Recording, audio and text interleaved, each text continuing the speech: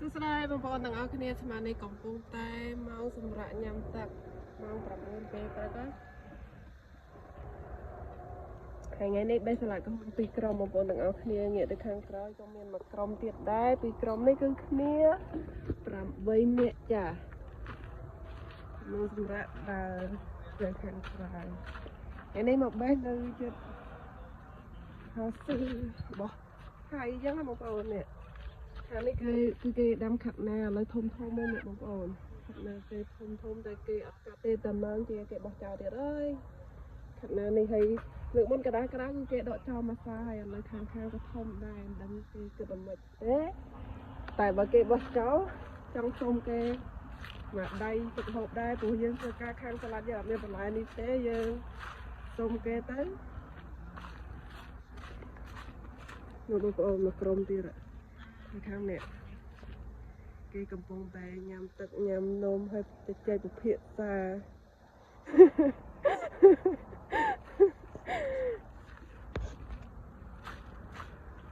ហើយខ្ញុំវិញនេះបងប្អូនអត់ខកបន្លែប្លុកគេទៅយើងធ្វើតែខកពីស្លាប់នេះបន្លែប្លុកគេ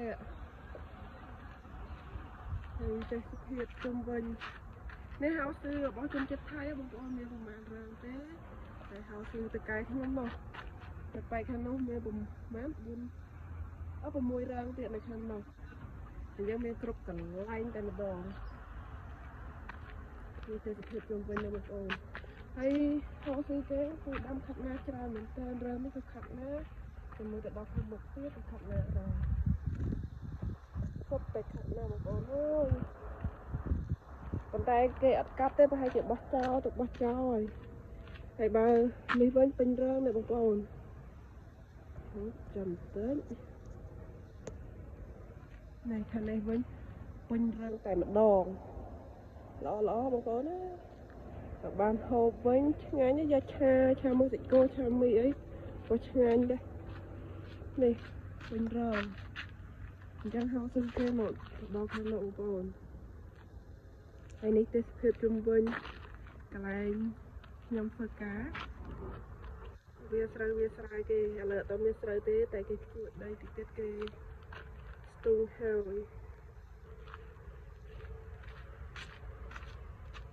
គេកន្លះហោស៊ីគេហើយពេលខែក្តៅនេះបងប្អូនគេដាក់ដបងទៅទិញដបងខ្មៅហ្នឹងណាទិញស្បៃខ្មៅហ្នឹងទៅគ្របទៅយើងតិចមិនតិចណាគាត់ថាវាអត់ឲ្យយើងទៅក្តៅ